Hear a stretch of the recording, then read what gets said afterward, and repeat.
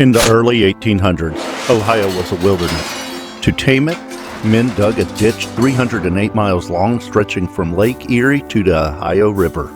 It was a feat of engineering that built the American Midwest, but it was paved with the bodies of those who dug it. Today, most of the Ohio and Erie Canal is a peaceful bike path, a park. But when the fog rolls off the Cuyahoga and the temperature drops, the black ribbon remembers its bloodier years. We are exploring the historical horrors and the lingering spirits of the Ohio and Erie Canal.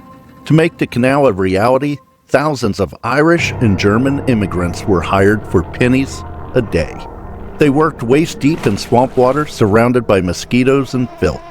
History records 1827 as a year of progress. But for the workers, it was a year of death. Canal fever, a mix of malaria, cholera, and typhoid, ripped through the camps. In some sections, it's estimated that one worker died for every 6 feet of canal dug. Because the ground was often too wet for deep graves, bodies were frequently buried in the towpath itself, the very path that mules walked on. You aren't just walking a trail when you visit the canal today.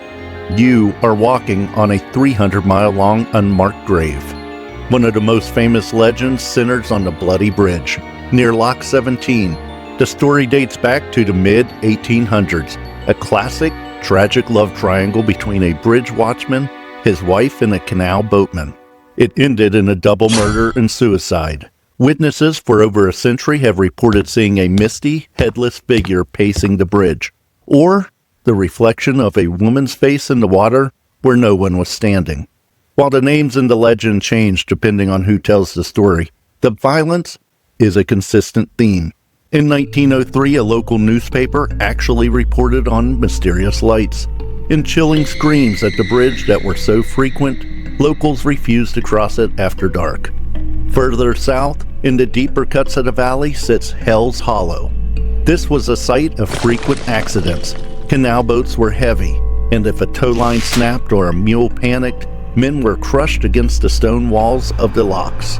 Hikers in Cuyahoga Valley National Park have reported the sound of a heavy boat sliding through water, even in sections where the canal has been dry for 80 years.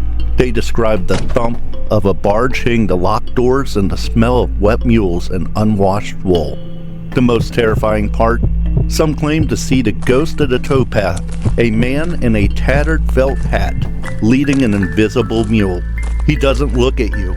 He's still working, still trying to finish a shift that ended 2 centuries ago. The Ohio and Erie Canal is a monument to American ambition. But that ambition came at a staggering human cost. Whether the phantoms are literal spirits or just the weight of a heavy history, one thing is certain: the canal is never truly empty. We call it a park today. We ride bikes over their graves, have picnics where men once coughed their lungs into the mud. But the black ribbon has a long memory. It didn't just move coal and salt, it swallowed lives to keep the gears of progress turning. If you look into the water at Lock 17 and see a reflection that doesn't move when you do, just remember, the canal didn't stop being hungry just because we stopped using it. It's just been waiting for a fresh passenger.